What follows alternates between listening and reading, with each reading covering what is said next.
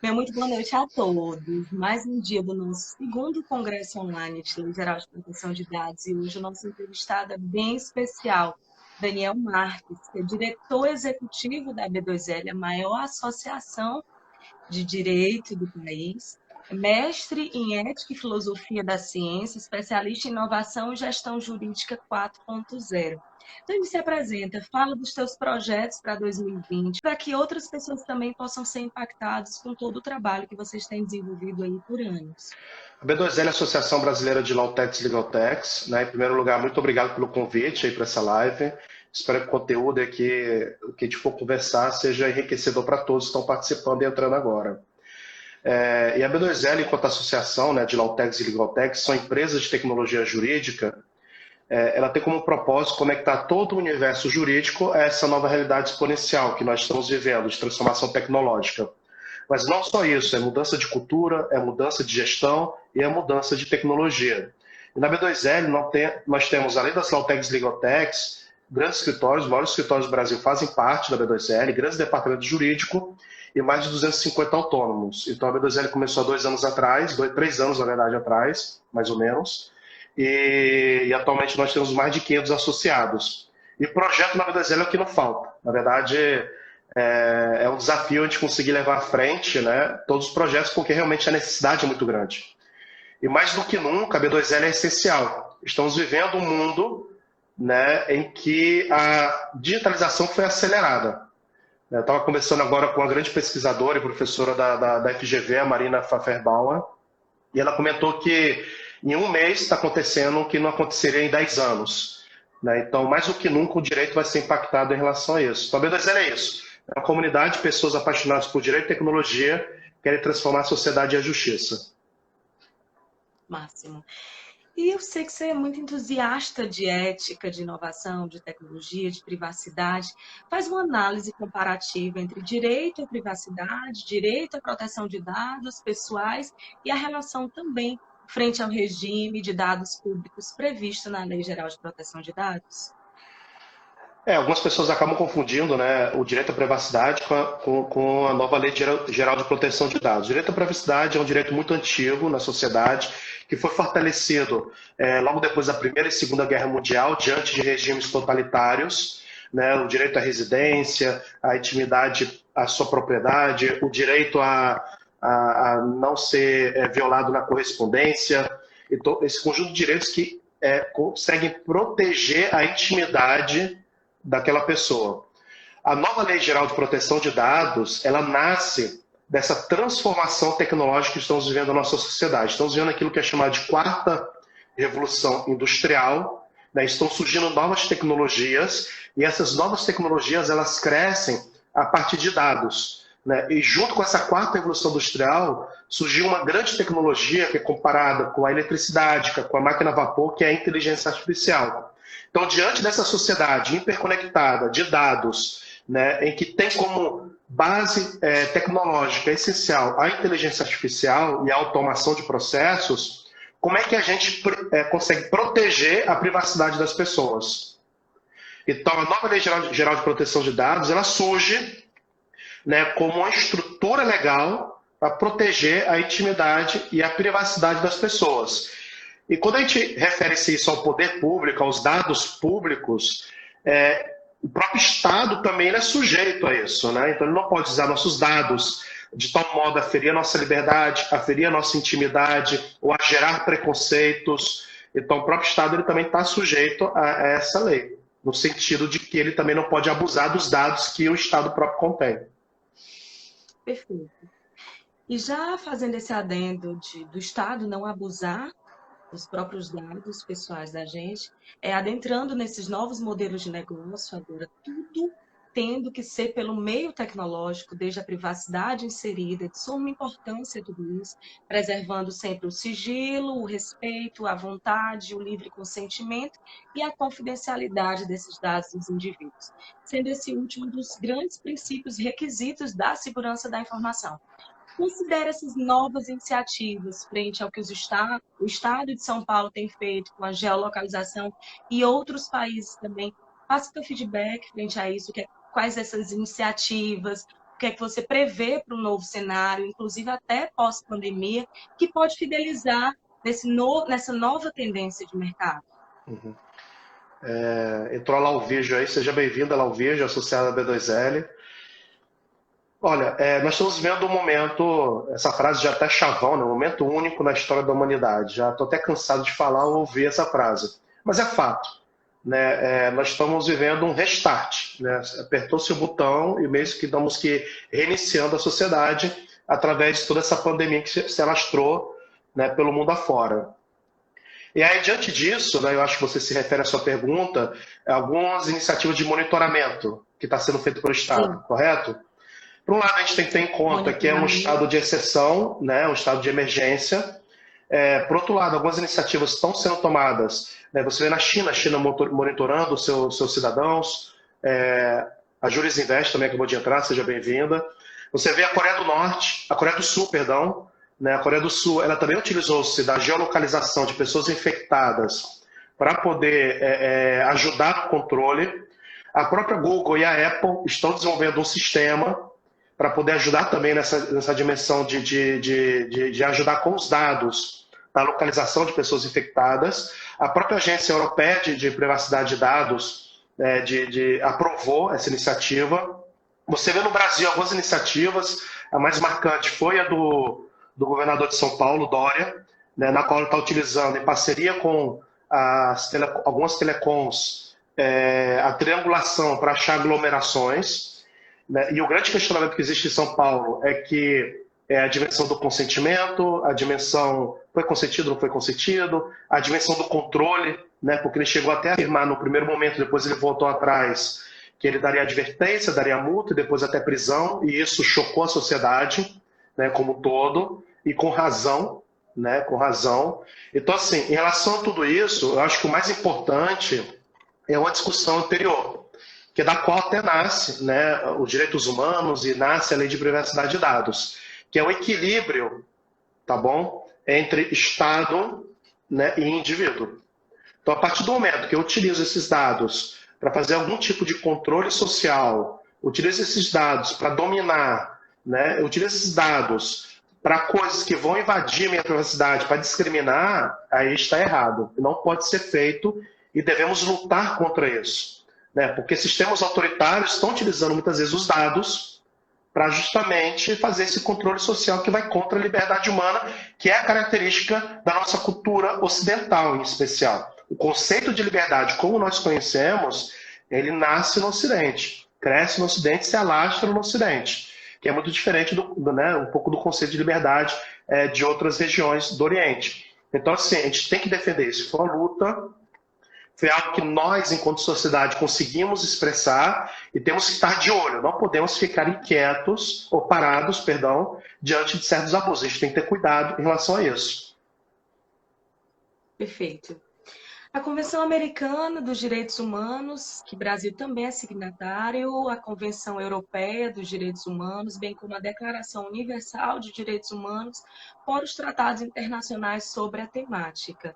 Em geral, tratam de privacidade sobre o aspecto da não ingerência da vida privada familiar, na correspondência das comunicações, assim como faz a nossa Constituição também, de 88. Uma interpretação de privacidade, com tudo que vem sendo constantemente alterada, transformada nos últimos anos, vem ganhando novos contornos. O que você acha frente a essa transformação e agora também após a pandemia? Você já viu que nós temos que estar a par, não temos que dar o controle correto para o governo e também se impor no momento que achar que está ferindo os direitos pessoais. Quer fazer mais alguma consideração frente a isso?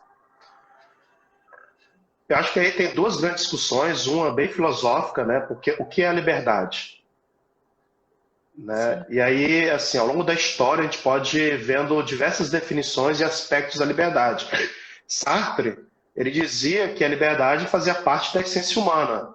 Só que com essa visão filosófica dele, em certo modo, ele via a liberdade como uma prisão, porque a gente era obrigado a ser livre, e que o maior ato de liberdade era o suicídio. E o fato de outro olhar para mim, né, olhar para mim e me ver, né, eu já estava me dominando, né, já estava invadindo a minha liberdade. Essa é uma visão sartreana de liberdade, que eu não concordo, né, respeito, né, especialmente pela influência dele.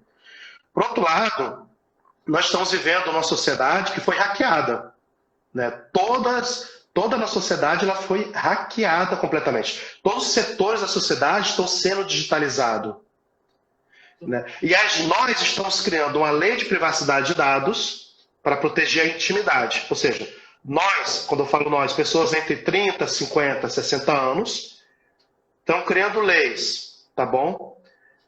Com a visão de 30 anos atrás, porque já temos uma certa idade, tá ok? Estamos criando hoje, tá bom? Uma lei com a visão, né, cultural de 30 anos atrás para jovens, em que, sinceramente, eles não ligam muito para a privacidade.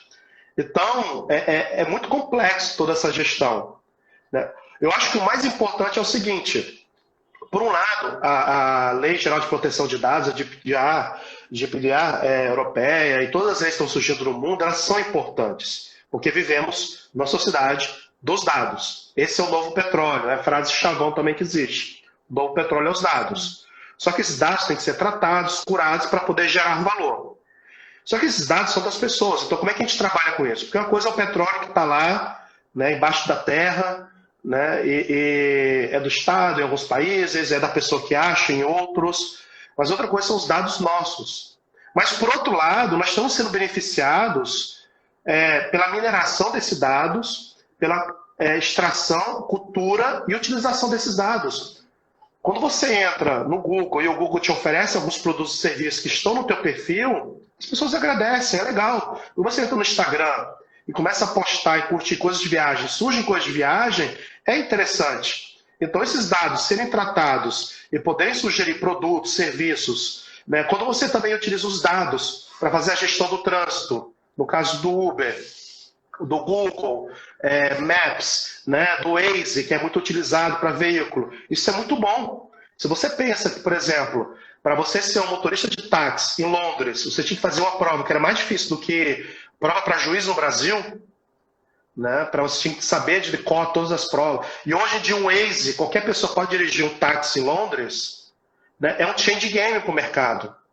Então, acho que o mais importante, né? Obrigado, Michele, obrigado pessoal que está aí curtindo. Vamos clicar no coraçãozinho aí para mais pessoas aparecerem, tá bom?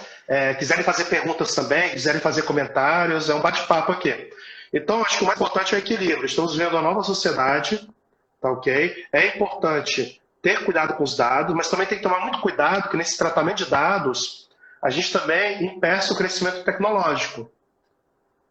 Sim. Tá ok? Tem que ter assim, esse equilíbrio que é muito importante.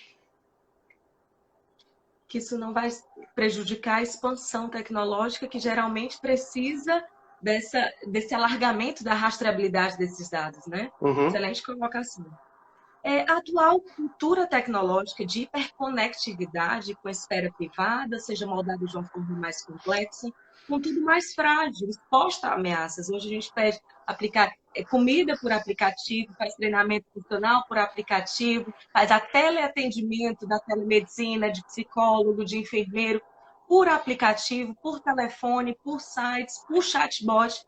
Por isso, diferentes países têm enxergado hoje a necessidade de fortalecimento contínuo dessa proteção de privacidade dos dados pessoais. Inclusive, até o Brasil tem perdido aí das suas negociações internacionais por conta da não vigência da nossa lei, tem perdido força frente a tudo isso. Considera essa exposição necessária agora nesse período de pandemia e como a gente pretende frente a tudo isso, agora que estamos numa advocacia 100% digital, home office, que a gente passa e-mail, a gente faz reunião do Zoom, Skype, faz lives, que essas lives ficam disponíveis por 24 horas, várias pessoas podem baixar e quer queira ou quer não, alterar tudo isso. Me fala o teu posicionamento frente ao futuro da advocacia, que cada vez mais tem se tornado 100% digital e agora, nesse período da pandemia, fomos obrigados a nos acelerar ainda mais. Olha, o futuro é agora, tá ok? O futuro não é amanhã, não é depois, é hoje. E eu tenho um contato com os grandes escritórios associados, com o departamento jurídico, com as Lawtechs e Legaltechs, e uma coisa é certa, todos esses atores do mundo jurídico que já estavam adaptados à nova realidade tecnológica, o impacto foi muito pouco. Foi mais um impacto de reorganização de home office, tá bom?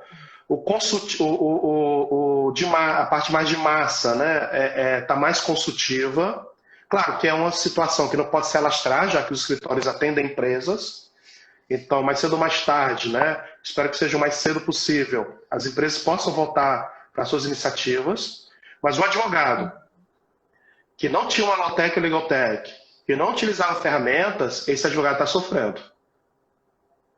E aí é quando você sente o quanto o seu trabalho é essencial ou não para a sociedade. É nesse momento de crise vem da palavra criseu, que significa discernimento.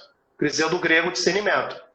É no momento de crise, quando a sociedade é chacoalhada, ou quando nós somos chacoalhados, é que a gente descobre o que é essencial e o que é acidental. Então, o advogado, não, eu estou fazendo muitas audiências aqui, e estou ganhando meu dinheirinho, e dá para sobreviver e pagar as contas, e o advogado está se perguntando, caramba, as audiências, os prazos foram interrompidos. O que eu faço agora? Aqueles que ganham por resultado. O que eu faço? O que eu faço se eu ganho por audiência? Então, assim, a advocacia está sendo reinventada hoje. E quando eu falo em reinventar, pessoal, e a gente tem que tomar outro cuidado, quando a gente fala de reinvenção, às vezes a gente tem uma visão que é do tipo, tudo que é anterior não serve e é um lixo. Mentira. Essa é uma visão adolescente e errada. Se a advocacia, o direito, a nossa sociedade, a nossa justiça chegou aonde chegou, foi porque nós somos anãos em costas de gigantes. Então, as instituições... Porque a gente acertou muita coisa, né? Então, tem muita coisa do passado, né? Porque a gente conecta também o passado com o ruim. Né? Nós temos que é muito do iluminismo, né? É muito forte do iluminismo. Tudo que é passado é ruim, tem que ser destruído. E aí você... a gente tem essa visão. Então, assim, quando a gente fala de reinvenção, significa, no momento de crise, entender o que é essencial para a advocacia e o que foi uma resposta a um determinado contexto histórico que já não serve mais. Então, até convido vocês que estão na live a entrar depois no Instagram, não agora, depois no Instagram da B2L, lá no nosso link, no Linktree, e ver o manifesto da B2L. A gente fez um manifesto a favor da inovação da tecnologia, da transformação tecnológica, convidando, né, a uma reflexão sobre a suspensão dos prazos, convidando a utilizar-se de ferramentas tecnológicas. Existem tribunais que estão trabalhando até muito mais, saindo muito mais decisões, né, do que antes, e os tribunais, a justiça só não parou por causa das ferramentas tecnológicas. Só não parou por causa disso. E nós temos Lawtech para tudo. Dá para fazer audiência online, dá para fazer perícia online, dá para fazer assinatura online, dá para fazer reconhecimento de prova online, tá ok? Dá para fazer acompanhamento processual online, dá para fazer tudo da advocacia dá para fazer online. Então, assim, mais do que nunca, nós temos que agora acelerar o processo de transformação digital. Se você é um advogado que não usa tecnologia, e quando eu falo tecnologia, não é usar Word, usar Excel, usar Zoom, isso é básico, isso é arroz com feijão, isso é menos que arroz com feijão.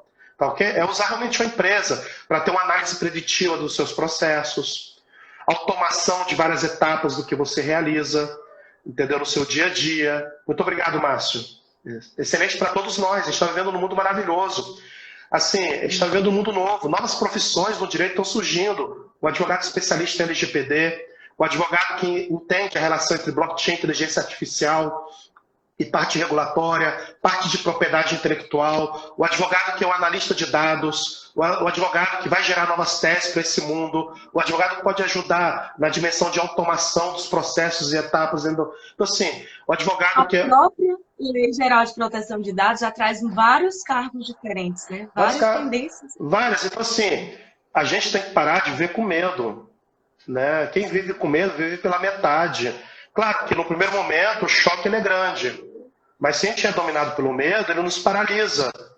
Né? E se a gente pensar no nome da caverna, né? Não vivemos no mundo da caverna, mas somos seres humanos como eles foram naquele momento, diante do medo, né? Do grande animal, ou da caça, se o cara ficasse paralisado, ele morria, ele era atacado, tá ok? Então, assim, diante do medo, que pode ser a primeira reação, a gente tem para outra dimensão, que é a dimensão do fluxo, né? Do entender o que está acontecendo, do adaptar-se a essa nova realidade e agradecer. Cara, mais do que nunca, nós estamos vivendo uma verdadeira mudança. Nesse mundo que nós vivemos hoje, de novas tecnologias, não existe, e isso é outra coisa também que me incomoda um pouco, não existe jovem e velho.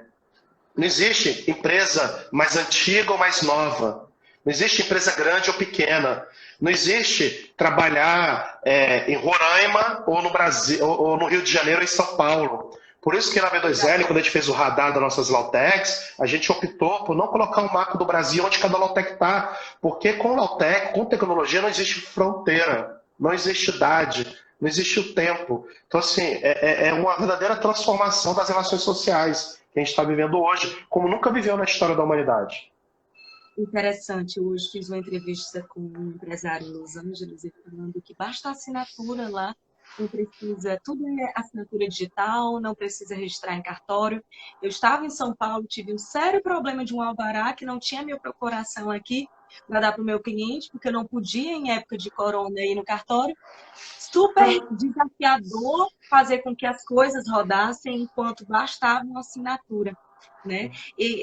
Vou entrevistar também um consultor empresarial da Estônia falando que nessa quarentena 99% dos negócios na Estônia já são digitais. A renda per capita só tem aumentado nesse período de quarentena. Então você para e analisa aqueles países que já tinham essa tendência, a gente tem que modular essas boas práticas. Você falou bastante de inteligência artificial, falou bastante de blockchain. Blockchain também na utilização de Lei Geral de Proteção de Dados. A gente, no sábado, vai ter um palestrante para abordar só o foco do blockchain, como o Privacy by Design, amanhã. Que na LGPD não fala, né, do blockchain. Então, é o problema. E outra grande tendência é a nossa associação de advogados também, Lautox, cresceu em 12 países. Todas as advogadas que representam continuam com os processos digitais, continuam com as suas correspondências, fazendo exatamente essa gestão do escritório todo online. Aí que entra também até uma dúvida minha. A internacionalização da advocacia, o impacto disso tudo na Lei Geral de Proteção de Dados. Também esses dados são com a rastreabilidade desses dados frente a esses diversos contratos com países diferentes, é outro caso a se pensar, até um nicho novo de advocacia. Me fala do equilíbrio entre a inteligência artificial e a privacidade de dados, principalmente daqueles algoritmos discriminatórios. Agora mesmo, um caso de vazamento de um laudo médico, uma conduta diferenciada frente a todo esse tipo de cybercrime, fake news. O que é que você considera aí esse equilíbrio? Antes de responder, a Mila fez um comentário muito bacana aqui, que temos uma cultura de que a tecnologia se alia mais aos grandes escritórios, enquanto que os novos advogados e pequenos escritórios não devem gastar com isso. Muito bacana o seu comentário, Mila, é verdade. Eu vejo muitos escritórios falando, escritório principalmente pequeno, né?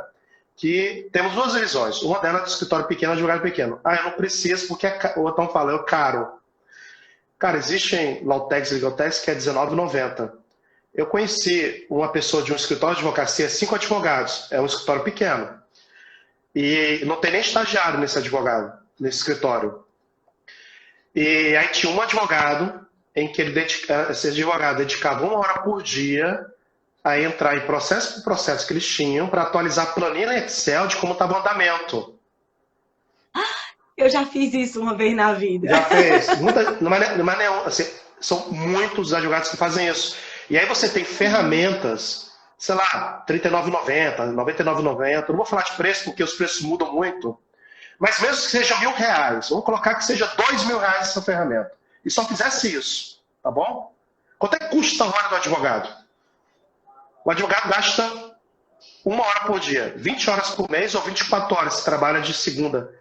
Então, se tu colocar isso em hora de advogado trabalhado, cara, é o tempo que ele perde, em vez de estar utilizando ferramentas para fazer com que o trabalho dele seja muito mais eficaz. Hoje não tem desculpa, na Medozero nós temos mais de 200 Lautechs. Existe Lautech para todo tamanho, gosto, sabor, tá ok? Agora a gente fez um Global Legal Hackathon em 12 cidades diferentes do Brasil e surgiram mais 15 Lautechs num final de semana. Então, assim, não existe desculpa para o advogado não utilizar tecnologia para melhorar o seu dia a dia. A pergunta que você fazia em relação à inteligência artificial... O equilíbrio entre inteligência artificial e privacidade de dados. É que assim, são duas... algoritmos não discriminatórios. Tá bom, é que são, assim, são duas coisas diferentes. Uma coisa, deixa eu só colocar aqui, que eu acho que eu vou ter que tirar da base, porque eu estou ficando sem bateria. Um minutinho. Estão fazendo perguntas, interagem, o que é que vocês desejam, as colocações, tem posicionamentos diferentes. Agora é a hora do nosso chat aí bombar. Vamos lá, pessoal, vai com o coraçãozinho aí. Vamos convidar outras pessoas para a live aqui. Aqui é um bate-papo entre todos, tá bom? Se quiserem também comentar. Então, olha só, são duas coisas diferentes. Uma coisa é a inteligência artificial, outra coisa é a Lei Geral de Proteção de Dados. Mas estão conectadas, tá bom? A inteligência artificial só cresceu e cresceu tanto por causa da quantidade de dados que nós mesmos distribuímos através das redes sociais, através do Facebook, Instagram, através da navegação na internet. Então, nós alimentamos a inteligência artificial. A inteligência artificial, na minha visão, é um péssimo nome, mas é um nome que pegou desde os anos 60, tá ok? Porque ela tem pouco de inteligência e muito de artificial. E aí as pessoas, elas ficam com a visão de que é aquele robozinho, né, que vai substituir o ser humano e que vai acabar com a humanidade, né? E aí fica com essa visão equivocada. Acabar com a advocacia. Acabar com a advocacia. Cara, a inteligência artificial é que nem a eletricidade. Tu precisa de luz para ligar teu computador, tu precisa de luz para poder andar na rua, tu precisa de eletricidade para utilizar, se locomover, para transporte, para tudo. A inteligência artificial ela vai ser um framework onde daí vão surgir novas soluções. Tá ok? Ela é um framework geral, a inteligência artificial. A gente já utilizava a inteligência artificial há muito tempo, só que agora ela exponencializou e cresceu tanto devido às novas tecnologias. A Isa falando aí que participou do Hackathon, seja bem-vinda. Aconteceu no final de semana, vocês são incríveis. Ricardo também, doutor Ricardo. Então, assim, então a inteligência artificial ela cresceu tanto por causa disso. Aí, claro, como a gente está trabalhando com dados, e muitos desses dados são dados das pessoas, a gente tem que ter uma regulação para poder organizar a casa, para não virar uma bagunça. Eu me lembro, quando eu comecei a entrar nesse meio de tecnologia, em 2013, quando eu comecei a participar de hackathons, demo days, atividades, entender um pouco o que estava acontecendo, existia no meio das startups a famosa ideia que era o seguinte, você perguntava para a pessoa, qual é a tua ideia, qual é o teu projeto? Essa é a verdade, mas o projeto não dá para ganhar dinheiro. Aí a pessoa falava, não, mas eu não quero ganhar dinheiro agora não, eu quero coletar dados, e aí no futuro eu vou ver o que eu faço. Então existia todo um movimento lá de 2013, que era, o importante era tu pegar dados para poder ganhar dinheiro com sabe o quê. Tá, okay? Isso já amadureceu, já não existe mais essa visão, né? Ela modificou, mas é importante a nova Lei Geral de Proteção de Dados. Quando a gente fala, essa é outra coisa também que me incomoda um pouco, mas eu acho que é importante ser levantado, porque acontece e é real. Algoritmos discriminatórios e, né, dentro da inteligência artificial, tá bom? Porque inteligência artificial é isso, algoritmo, são algoritmos mais elaborados, tá ok? O ser humano, assim, aí que eu falo, inteligência tem muito pouco de inteligência e muito de artificial. A inteligência artificial ela pega dados da onde? Nosso, da sociedade. Então, se existe discriminação dos algoritmos, na verdade, ela só está replicando a discriminação do ser humano. Ela é burra, ela não é pensante. Tá ok? Então, primeiro ponto. Agora, claro, isso é muito importante ser identificado para ser corrigido. Você acha que, por exemplo, um juiz, ele também não... Claro, assim, eu conheço muitos juízes, são pessoas maravilhosas. Mas o ser humano também é sujeito ao erro. E a discriminação que a inteligência artificial replica é a discriminação que existe na sociedade como um todo. Sim. Tá ok? Então, assim, agora nós, enquanto seres humanos, o que nós fazemos? Nós identificamos isso e vamos corrigir. E faz parte do processo. Tá ok? No mundo da tecnologia... aí que entra o debate do futuro, a ética, o impacto da ética na inteligência artificial, já que são operados por nós humanos. A professora Ana Canto, ela está falando do Magrani aqui. O Magrani é um grande amigo, uma pessoa maravilhosa, um dos maiores especialistas desse tema no Brasil. O que acontece em relação aos programadores? Dependendo do tipo de inteligência artificial, quando a gente vai para redes neurais, ou deep learning, você está falando de camadas de programação. E aí os algoritmos eles funcionam através de pesos e medidas, em que nem o próprio programador realmente ele consegue entender, né, do porquê se chegou àquele resultado final. Se estão construindo agora alguns tipos de frameworks em que possa pelo menos ajudar, tá ok, a compreender mais ou menos por que se tomou aquela decisão. Mas exatamente o porquê tomou aquela decisão, dependendo do tipo de linguagem, ela não é possível. É a famosa black box, tá ok? A caixa preta, né? A famosa caixa preta, e mas não é que assim, não se sabe completamente. Você tem alguns viés ou caminhos que você pode estar descobrindo, tá ok? Na parte do treinamento, do ensinamento. Isso faz parte, né? Toda vez que você implementa uma tecnologia, você tem um ônus e tem um bônus. E qual o objetivo quando a gente implementa a tecnologia? É ampliar o bônus e diminuir o ônus. E assim, o mais bacana de tudo isso é que a diferença da primeira revolução industrial, né, com a máquina a vapor, nós estamos tendo uma reflexão ética dos impactos negativos. Ninguém na época da primeira revolução industrial refletia se as árvores iam acabar na Europa, ou se iam surgir o proletariado e as crianças iam trabalhar de quase maneira escrava. Hoje nós refletimos sobre isso, para nos anteciparmos. Mas essa reflexão dos ônus, do impacto negativo, não pode ser uma desculpa para gerar medo, gerar pânico. É o contrário, é um convite ao diálogo, para que a gente possa construir uma melhor solução para a sociedade. Na sociedade conectada que nós estamos vivendo, é impossível não viver sem inteligência artificial. Tá, okay? É impossível sem viver essas novas tecnologias. Agora, isso não significa que a gente vai frear isso, ao contrário, nós temos que liderar para que o impacto seja positivo. Quando a gente fala, por exemplo, da nova lei de proteção de dados, você fala da privacy by design. Tá, okay? Então, você tem a nova lei de proteção de dados, então por que não, desde o sistema, você já construiu um sistema que respeite a nova lei de privacidade de dados? E é o que está sendo feito, né? Para que gere... possa haver o acompanhamento dos KPIs, dos indicadores de desempenho, a rastreabilidade da implementação. Exatamente. Então, assim, tem resposta para as coisas. O que não pode gerar é um pânico, uma histeria, o mundo vai acabar, a inteligência artificial vai substituir o ser humano. Existem correntes que vão para esse caminho, né? Mas desde a minha visão filosófica, desde a minha visão de sociedade histórica, nós vamos chegar a esse mundo distópico que a gente vê nos filmes do futuro, né? Só vai acontecer se nós deixarmos, enquanto seres humanos. Tá ok? Excelente. Abordamos sobre o impacto, sobre esse equilíbrio da inteligência artificial e a privacidade. E um pilar muito importante, que inclusive até já fiz vários artigos falando sobre a sociedade 5.0, que traz esse desenvolvimento desde o uso da informação para diversas áreas, como saúde, mobilidade, produtividade, drones, enfim. Como desenvolver a economia, alinhando a proteção de dados, a ética, e também com essa preocupação da sociedade, inclusive agora, depois da pandemia, né? Quais essas precauções que nós devemos ter agora com os vazamentos dos dados frente a essa hiperconectividade e também aliando aos algoritmos discriminatórios, no caso de vazamentos, de laudos médicos, dentre outros. O que é que você considera que nós podemos fazer agora e também pós-pandemia, para sustentar esses pilares que surgiu na temática do Japão em 2016. Então, quando a gente fala de ética, a gente às vezes confunde um pouco, né? A gente tem uma ética que é a ética, a macroética, poderia se dizer dessa maneira. Acabei de inventar essa macroética, não sei se existe. Mas quando a gente pensa em ética, a gente pensa logo em deontologia, né? A gente já pensa em deontologia, a gente pensa assim, quais são as regras para que esse negócio rode e que não tenha impacto ruim?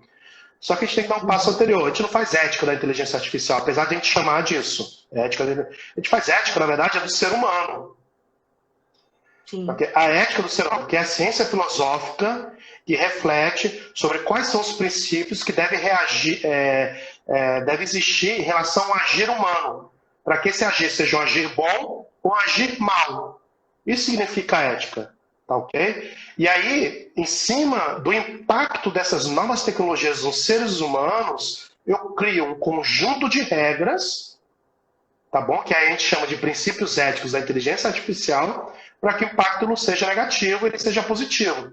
Então, eu acho que muitas vezes a gente precisa realinhar o próprio debate em si mesmo, para poder compreender melhor. E aí, por exemplo, quando a gente fala de ética da inteligência artificial, eu fico me perguntando, será que, por exemplo, o direito universal, né, os direitos humanos, né, a lei, né, dos direitos humanos que foram criadas, já não serviria com alguns padrões para a própria inteligência artificial? Assim, porque a gente tem mania de querer criar lei e regra para tudo. E aí, quando você cria regra para tudo e para todas as coisas, a própria regra já perde valor. É que nem você pegar um livro. Tem muita gente que estuda assim, né? Eu já cheguei a estudar assim. Você pega um livro, vou marcar o que é mais importante. Aí, quando você termina o livro, tá tudo marcado. Entendeu? E aí, quando você cria um excesso legislativo, essa fome que nós temos, tem que criar uma lei, tem que criar uma lei, tem que criar uma lei. Realmente é necessário criar lei para tudo? Já não existem leis que possam estar sendo utilizadas para implementar e estar utilizando para a própria inteligência artificial, tá ok? A gente descobriu que, de repente, para a privacidade de dados não, né? Teria que criar uma lei específica. Então, assim, a gente tem uma fome legislativa muito grande. Depois a gente reclama de excesso de controle do Estado. Né? A gente quer muita lei, mas ao mesmo tempo fala, pô, tá me controlando muito. A gente tem que decidir qual caminho que a gente quer seguir. Então, assim, eu acho que esse equilíbrio que ele é importante, né? Em relação à ética, à inteligência artificial, em relação à sociedade que nós estamos construindo. E nós estamos vivendo um momento maravilhoso disso. Excelente. Thomas Kuhn. E agora, qual é o papel desse novo advogado, esse advogado 100% digital, que tem que se adaptar a esse home office, que tem que utilizar a tecnologia ao favor, que tem que pensar nos meios de sustentabilidade também social, em meio à pandemia? Como se preparar para ser esse advogado, para poder construir essa nova era, como você falou? Os legisladores são pessoas entre 30 e 50 anos que estão vivendo do que passaram há 30 anos. Essa nova era jovem não consegue colocar importância na privacidade, colocar importância nessas novas legislações que estão saindo. Como unir essa nova geração e automaticamente as novas legislações e se transformar a nossa situação atual? Olha só, o que eu recomendo para o advogado é realmente revisar todos os seus processos, revisar a sua gestão, revisar sua cultura, sua mentalidade e contratar a Lautec ontem, modificar seu modo de pensar ontem. Né? Existem muitos livros, muitos cursos. Na B2L nós já fechamos, nesse período, mais de 600 parcerias, cursos, eventos, atividades que o Associado da B2L tem desconto. Tá ok? Então, hoje nós estamos vivendo num mundo que não tem desculpa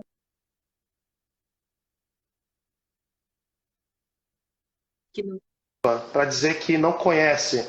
E aí, outra coisa que eu recomendo também, se você entra na página da B2L do Instagram, lá no link da bio, vai entrar no Linktree da B2L, além do manifesto, que eu convido a todos vocês a divulgarem o máximo possível, né, nas suas redes, grupos do WhatsApp, que é um manifesto a favor da digitalização, que é a favor do advogado. Nós temos lá a Rede do Bem. Então, no e-book da B2L da Rede do Bem, que vocês baixarem, tá bom? E aí eu convido também vocês compartilharem esse link para o número de pessoas. Lá nós temos mais de 50 empresas, 20 empresas Lautex Legaltex e 20 escritórios, onde eles estão oferecendo serviços de Lautex Legaltex gratuito. Você tem RP gratuito lá, você tem uma empresa que está fornecendo análise de geometria de todas as legislações que estão saindo gratuita, a análise de geometria da parte tributária gratuita, você tem os maiores escritórios do Brasil oferecendo pareceres jurídicos de alto nível e qualidade, tudo que está saindo nas MPs, tá ok? Está saindo mais MP do que live de sertanejo. Então, assim, lá dentro desse book, que é a Rede do Bem, que nós criamos na B2L, você vai ter acesso, o primeiro contato com as Lautex de maneira gratuita. Você tem a contrato, tá ok? A contrato oferecendo assinatura digital gratuita. O CNJ acabou de aprovar que é possível fazer assinatura 100% digital. Repete onde está. Está na página da B2L do Instagram, tá ok? No link da bio. No link da bio, você vai clicar no link da bio e vai abrir lá o Manifesto da B2L, a B2L é Rede do Bem, o que nós somos, o que fazemos, como se associar. E aí eu convido o advogado a fazer isso para ontem, tá ok? Para ontem. Perfeito. E qual o impacto da inteligência artificial no judiciário? Como ele vai ter se transformando, né? E bem como o impacto do Covid-19 também no judiciário. Gente, Quando você uma fala... aberração. Juízes daqui do Ceará pedindo um acréscimo para aqueles que estão de home office em meio ao Covid, ainda bem que foi suspenso esse benefício. Então, assim, o que você acredita que vai vir de aberração e de pontos positivos também? Bem como o judiciário vai acelerar, vai dar mais disponibilidade, porque não tem previsão desse isolamento. Uns falam final de maio, já outros falam que isso vai até junho. Eu hoje fiz a entrevista com um cara de Los Angeles, disse que o impacto do Covid vai até 2022, que é a previsão lá. Então, assim, de bolsa Bolsonaro, de bolsa emergencial, de cheque Trump. Então, assim, como é que a gente acredita que vai ser esse futuro na advocacia e no judiciário do país? Quando você fala judiciário, são os tribunais, não é isso? Se refere a isso. Isso. Tá. Mais do que nunca, está claro que praticamente 98% do serviço do judiciário pode ser digitalizado. Se alguém tinha dúvida disso, essa dúvida ela foi concluída, resolvida agora, durante a quarentena. Então, o que nós estamos vendo já agora é aumento de contratações de Lautex, tá ok? Nós estamos vendo agora a advocacia se reinventando, buscando novos instrumentos para continuar exercendo, porque o advogado é e sempre vai ser indispensável. Só que o modo que nós exercemos a advocacia, ela muda ao longo da história. Ela mudou e sempre mudará. O advogado de hoje não é igual ao advogado grego, que não é igual ao advogado romano, que não é igual à advocacia do Renascimento e que não é igual à advocacia de 40 anos atrás. Então, assim, o judiciário, mais do que nunca, tem que se digitalizar, colocar todo o serviço. Existe um esforço maravilhoso em relação ao judiciário. E aí, quando você fala judiciário, ele é muito complexo, né? Porque os tribunais, eles funcionam de maneira independente. Você encontra de tudo, juízes maravilhosos. Tem alguns tribunais que eles nunca fizeram tantas decisões em tão pouco tempo. Estão aqui, estão falando, as sentenças estão adorando. Já outros falando, não precisa mais ir nos poros, a estrutura já existe hoje, nunca viu tanta celeridade, várias sentenças saindo. Exatamente. Então, assim, a única coisa que agora o judiciário meio que é a questão da suspensão do prazo, que na minha visão está impactando negativamente toda a advocacia. É possível criar um conjunto de regras em que o CNJ é o melhor órgão, né, com pessoas incríveis e competentes para decidir. Votar o processo eletrônico, dá para votar, tá ok?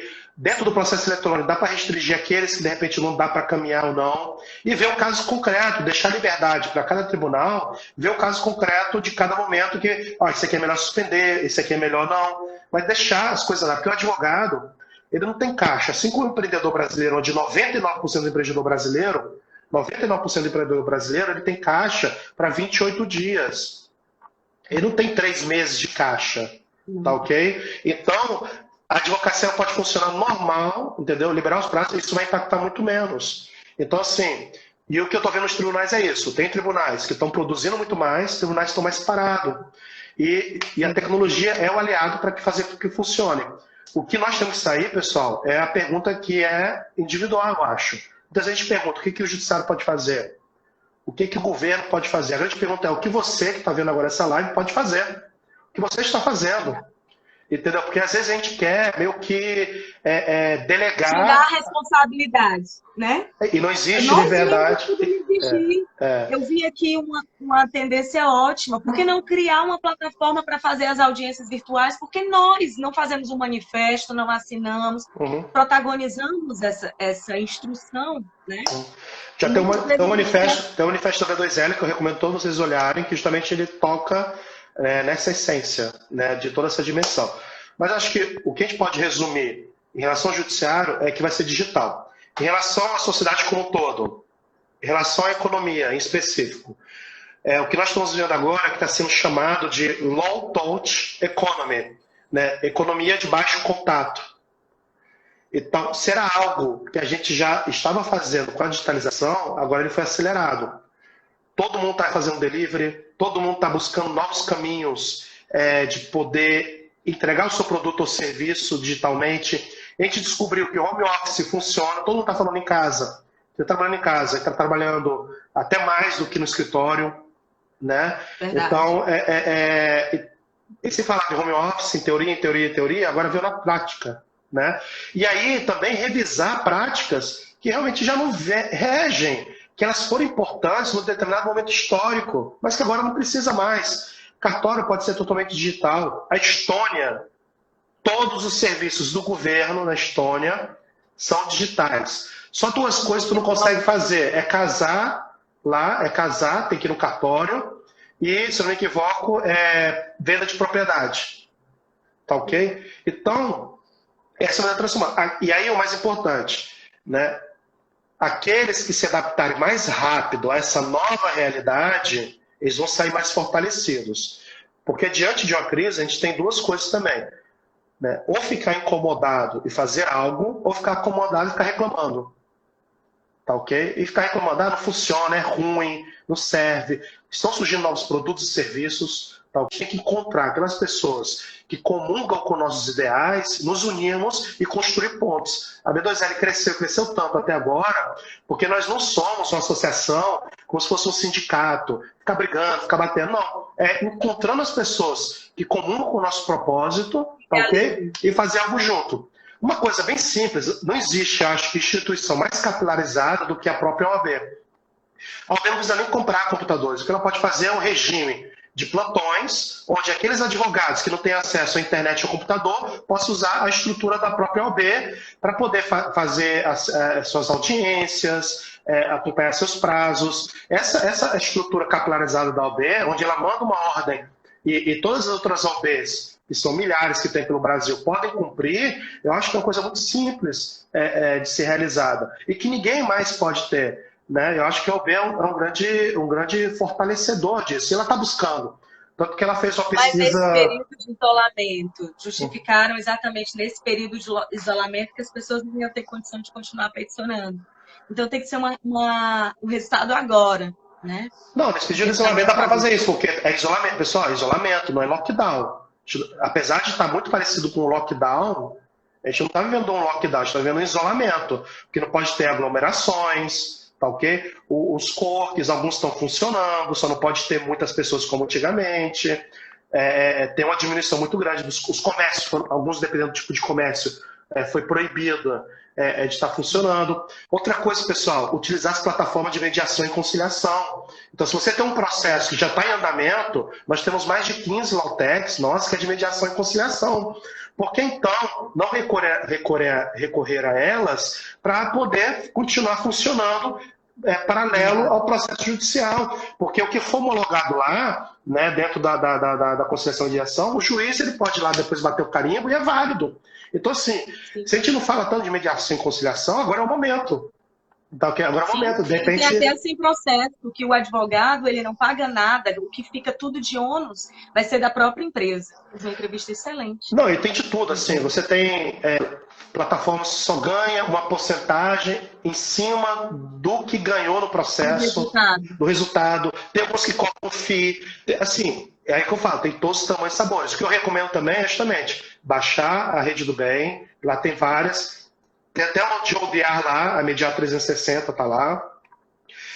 Uma outra coisa é entrar no radar da B2L. Se você entrar na parte de B2L, ecossistema, tem um radar dinâmico. Radar dinâmico é um catálogo de todas as nossas low-techs. E aí você pode filtrar, tem uma imagenzinha de um filtro, você pode filtrar por segmentos, mediação e conciliação online, análise de geometria, RP jurídico, então você pode fazer várias coisas. Uma outra coisa também que é muito bacana, mais do que nunca, o cliente está no centro. Você já chegou a ligar para cada um dos seus clientes para entender o que eles estão precisando? Porque a partir disso podem surgir produtos ou serviços que você não tinha imaginado. Tá ok? Então, e depois outra coisa é pensar no futuro. Está saindo várias medidas provisórias que vão impactar em decisões que são necessárias tomar agora nos próprios negócios. Né? E aí como é que você faz? Acabou de entrar preâmbulo, seja bem-vinda, associada à B2L. Então, assim, tem muitas coisas que podem ser feitas dentro da própria advocacia. Tá ok? O que a gente não pode fazer é ficar parado, né, e deixar as coisas acontecer. Boa.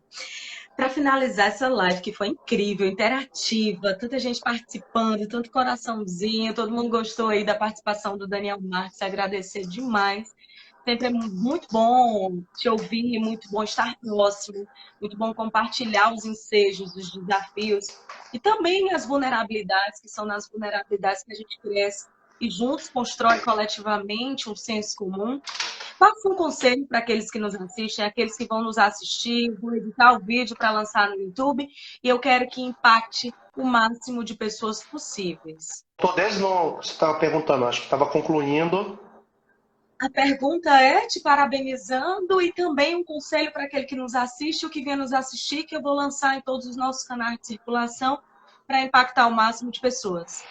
Em primeiro lugar, é um convite, né, pessoal? Eu convido vocês a entrarem lá, seguirem a B2L no próprio Instagram, entrar na nossa página, compartilhar a página da B2L e entrar lá no link para compartilhar o nosso manifesto, entrar no link que é um material muito rico da Rede do Bem, da B2L, onde tem vários serviços gratuitos, onde tem vários pareceres de grandes escritórios relacionados às MPs que estão saindo, compartilhar também o link que está lá, para que o maior número de pessoas tenham acesso. Né? O objetivo da Rede do Bem é justamente ajudar o advogado nesse período que a gente está vivendo de quarentena e está impactando o negócio de todos. Além desse convite, pessoal, que acho que é também um convite, não tenho medo, sério, de verdade. A gente está vivendo um momento muito difícil, não é fácil, mas é um momento muito bacana para a gente refletir sobre o que nós estamos fazendo no dia a dia da nossa vida, da nossa profissão, do nosso trabalho. Então, repensar a advocacia. E aí, para ontem, né, começar a utilizar ferramentas que possam fazer com que exponencialize, né, o dia a dia e que é possível. Nós temos 1.200.000 advogados, tá ok? Acho que nem um décimo, milésimo dos advogados estiveram nessa live. Então, as pessoas que estão aqui conosco são pessoas que já são diferenciadas. São pessoas que, diante da quarentena, já vão sair na frente, entendeu? De 1.200.000 advogados por aí. Então, é verdade. E por último, muito obrigado pelo convite, muito obrigado a todos. Ou se não achou algum link, estamos 100% à disposição, pessoal. Muito obrigado a todos. Obrigada por tudo, Dani. Mais sucesso ainda e voa aí na B2L e vamos firmar parcerias futuras, desde empresas, desde a associação, desde tudo. Beijo grande, pessoas. Até amanhã, se Deus quiser. Tchau, tchau. Grande abraço, até mais.